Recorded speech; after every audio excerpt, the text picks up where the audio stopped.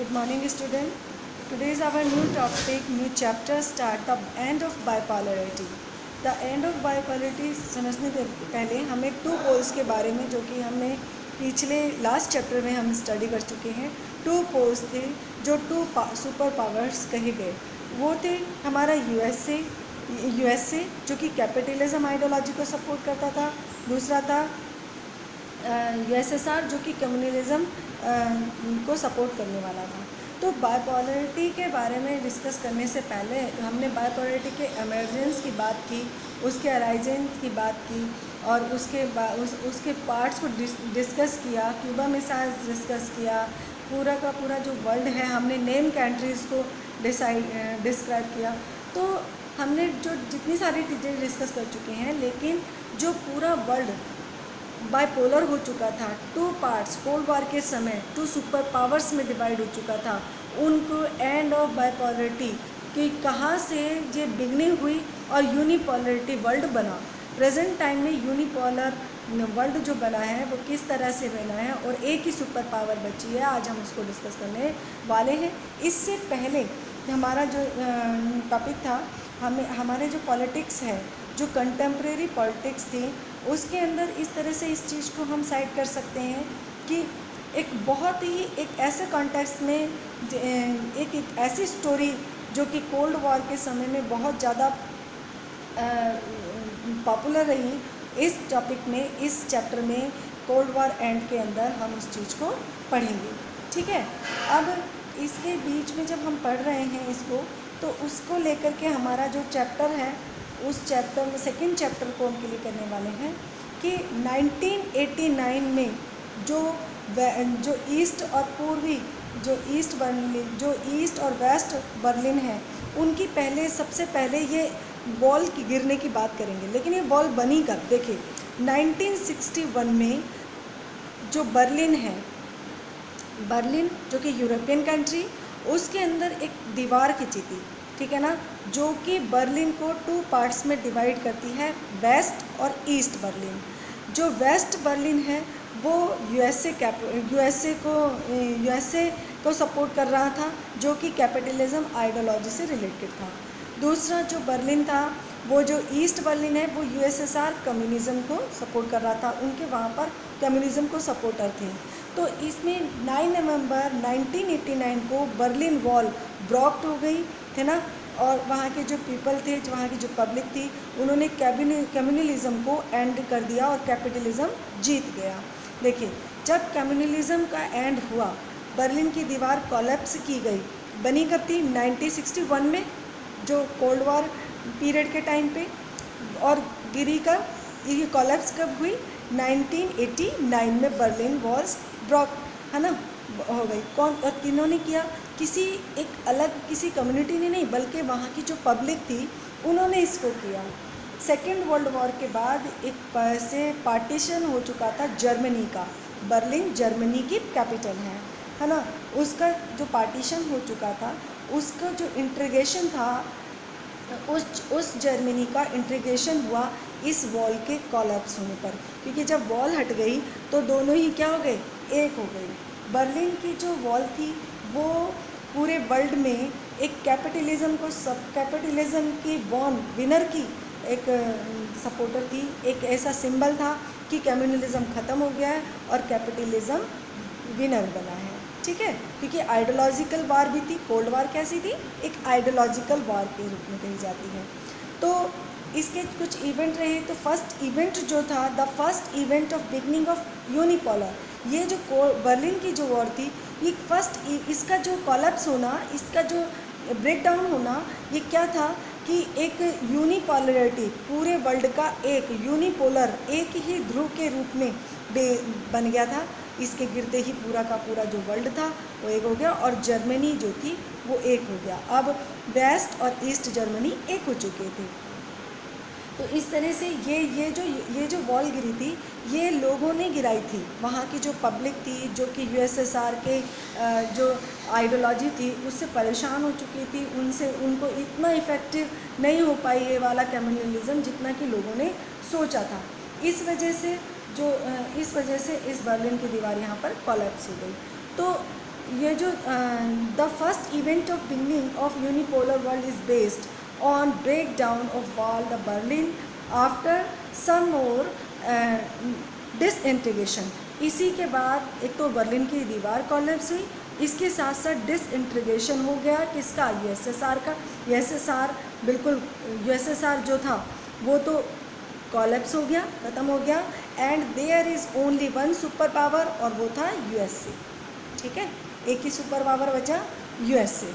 अब एक ये जो चीज़, ये जो सारा का सारा जो इवेंट हो रहा था, लोगों ने जो प्रॉब्लम्स कर रहे थे वो कैसे हुआ था, वो इस तरह से हो रहा था कि लोगों ने मिलकर के इस दीवार को गिरा दिया था। गवर्नमेंट ने नहीं गिराया कहीं की, गवर्नमेंट ने कि भाई यूएस की गवर्नमेंट आई और उन्होंने इसको गिरा दिया। वहाँ की जो पब्लिक थी, जो सोवियत यूनियन की जो पब्लिक थी, उन्होंने इसको गिराया था। इसलिए सोवियत यूनियन इसको चुपचाप देखता रहा इस इवेंट को, उसके पास और कोई रास्ता नहीं था।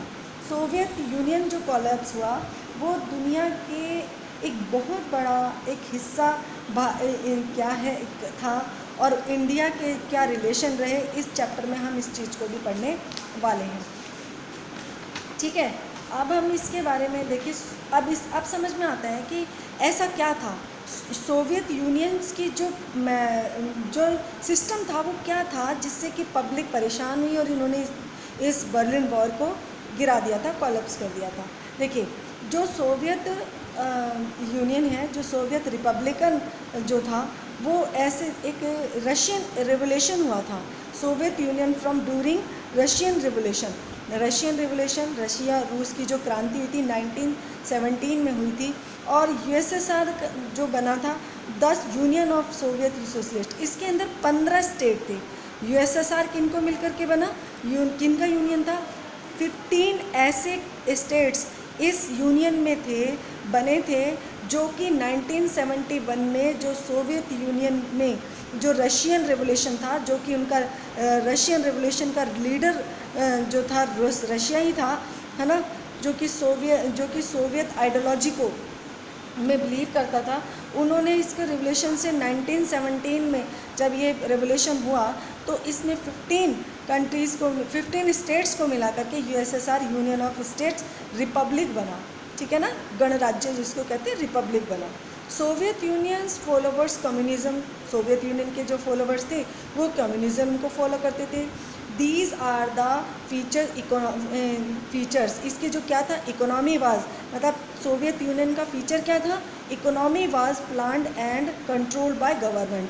वहाँ की जो इकोनॉमी है और वहाँ की जो प्लान, जो भी योजनाएं बनती हैं, वो सारी उनका सब पर कंट्रोल किस पर होता था, गवर्नमेंट करती थी, वहाँ की गवर्नमेंट करती थी। Communist party one party system था, जो डोमिनेंस थे, कोई भी अपोजिशन पार्टी नहीं थी वहाँ पर सोवियत यूनियन में, है ना। और इसको एक सोशल ब्लॉक बनाया गया था। उस सोशल ब्लॉक्स में 15 ऐसे स्टेट्स मिलकर थे जो कि कम्युनिज्म आइडियोलॉजी से रिलेटेड थे। और ये किस उसमें बने थे, वार्सा पैक्ट। जो वार्सा पैक्ट था उसके तहत, उसके अकॉर्डिंग ये सोवियत ब्लॉक्स बना था। वार्सा पैक्ट के अकॉर्डिंग 15 स्टेट्स ने मिलकर के सोशल ब्लॉक्स बनाया था, जो कि यूएसएसआर कहा गया। अब क्या हुआ कि लोग इनकी ये जो सिस्टम था सोवियत यूनियन का सिस्टम जो था कि जो कंट्रोल, जो इकोनॉमिक पर जो कंट्रोल है गवर्नमेंट का, जो प्लान है वो सारे गवर्नमेंट का ही सारा कुछ होगा, पब्लिक को कोई भी नहीं होगा। एक आइडियोलॉजी थी सोशली एक आइडियोलॉजी बेस्ड था, कि एक ऐसी आइडियोलॉजी जो कि इक्वालिटी को, सोसाइटी में इक्वालिटी की नीड को फॉलो करती थी, इसलिए सोवियत यूनियन बना। ये ह्यूमन हिस्ट्री में ये जो कैपिटलिज्म होता है उसको कोलैप्स करने से रिलेटेड थी ये आइडियोलॉजी। सोसाइटी में इक्वालिटी लाने के प्रिंसिपल, जो इक्वालिटी का प्रिंसिपल होता है, उसको एक क्रिएट करना की ट्राई कर रहे थे ये सोवियत यूनियन। लेकिन यहाँ पर वन पार्टी सिस्टम था। वन पार्टी सिस्टम को यहाँ पे प्राइमरी तौर पर इन्होंने क्या किया था, इसको सपोर्ट कर रहे थे। सोवियत यूनियन का जो सिस्टम था उसका जो बेस था कम्युनिस्ट पार्टी थी।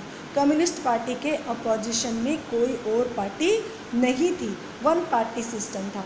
अब जब कोई अपोजिशन नहीं होता तो वहाँ पर गवर्नमेंट मनमानी करने लग जाती है। उससे रिलेटेड जो वहाँ की इकोनॉमी है वो इकोनॉमी एक तरह से कंट्रोल से बाहर हो गई थी, कंट्रोल नहीं रहा था जो कि गवर्नमेंट का था। सेकेंड वर्ल्ड वार हुई उसमें जो जर्मनी और जर्मनी का जो बन गए थे, वेस्ट और ईस्ट जर्मनी में ये डिवाइड हो चुका था। उससे सेकेंड वर्ल्ड वार के टाइम पर यूरोपियन जो कंट्री थी वो सभी सोवियत यूनियन के कंट्रोल में आ गए थे।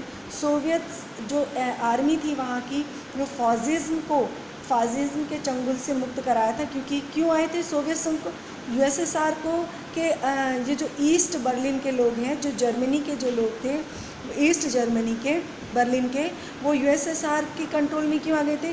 क्योंकि यूएसएसआर ने इनको फासिज्म से क्या करा था, रिलीज़ करवाया था, इसलिए वो उनके अंडर कंट्रोल हो गए। तो इस तरह से इफ़ेक्ट हुआ। लेकिन जो सोवियत यूनियन है उनकी जो पॉलिसी थी, जो उनके प्लान थे, वो इतना ज़्यादा इफ़ेक्टिव नहीं हो पाए और ना ही वहाँ पर सोशली इन कंट्रीज़ में पॉलिटिकली सोसाइटी अच्छे से नहीं बन पाई, ठीक है ना। अपने अकॉर्डिंग वो नहीं ढाल पाए जैसा कि कम्युनिज़्म आइडियोलॉजी के अकॉर्डिंग होता है। क्योंकि कम्युनिज़्म इक्वालिटी पर बेस होता है, गवर्नमेंट का पूरा कंट्रोल होता है, ठीक है। तो इस तरह से जो सोशलिस्ट ब्लॉक के जो कंट्रीज़ थी उनको सेकेंड वर्ल्ड कहा गया, ठीक है ना। इस कंट्री के अंदर कौन सी कंट्री कहा गया, सेकेंड वर्ल्ड कहा गया। और इस उनके जो लीडर्स थे वो कौन थे, सोशलिस्ट लीडर थे। सेकेंड वर्ल्ड वॉर के बाद जो सोवियत यूनियन है वो एक सुपर पावर के रूप में रेज हुआ। इस तरह से सोवियत संघ के, लेकिन जो यहाँ की कम्युनिटी थी, जो यहाँ की इकोनॉमी थी, वो अच्छी तरह से ज़्यादा नहीं डेवलप हो पाई, जो कि पहले बहुत डेवलप थी। सुपर पावर था तो डेवलप थी, लेकिन जो कोल्ड वॉर टाइम पीरियड था उसमें वो यूएस से कैपिटलिज्म के से उसके अकॉर्डिंग उसकी तुलना में, उसकी कंपैरिजन में यूएसएसआर कम्युनिज़्म बहुत ज़्यादा डेवलप नहीं हो पाया। इसलिए इस ब्लॉक में जो भी स्टेट थे उन्होंने बर्लिन की दीवार को कोलैप्स किया और एक हो गए। तो ये जो चैप्टर है, ये जो आपका टॉपिक है सोवियत सिस्टम, हमने आज उसको स्टडी किया है। वहाँ पर सोवियत सिस्टम को स्टडी करने के बाद इसने जो यहाँ के जो लीडर थे, यहाँ के जो ट्रेड था वो बहुत ज़्यादा, पहले तो बहुत ज़्यादा डेवलप था, लेकिन यहाँ सुई से लेकर के एक निडल से लेकर कार तक यहाँ पर डेवलप की जाती थी। सोवियत यूनियन जो था वो पब्लिक के लिए हर एक चीज़ प्रोडक्ट बनाती थी और गवर्नमेंट का उन पर कंट्रोल था। लेकिन जो वेस्ट की जो कंट्री थी, जो यूएस से जो रिलेटेड था, वो उनकी चीज़ें क्वालिटी बेस बहुत अच्छी होती थी। यूएसएसआर क्वांटिटी बेस बहुत सारा प्रोडक्शन कर रहा था, यूएस से क्वालिटी अच्छी होती थी।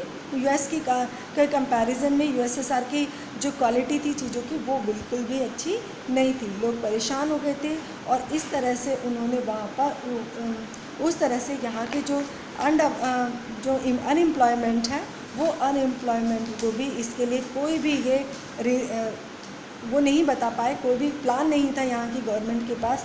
तो लोगों ने परेशान होकर के इस बर्लिन की दीवार को कोलैप्स कर दिया और इस तरह से बर्लिन वॉल जब यहाँ से गिर गई 1961 में बनी थी, जो 1989 में इसको कोलैप्स किया गया, ब्रोक कर दिया गया बाय पब्लिक, तो यहाँ पर ये इंटीग्रेट हो गया, ठीक है ना। तो अब यूनिपोलैरिटी वर्ल्ड में रेस हुआ और एक ही सुपर पावर बच गई जो थी यूएसए। Okay student.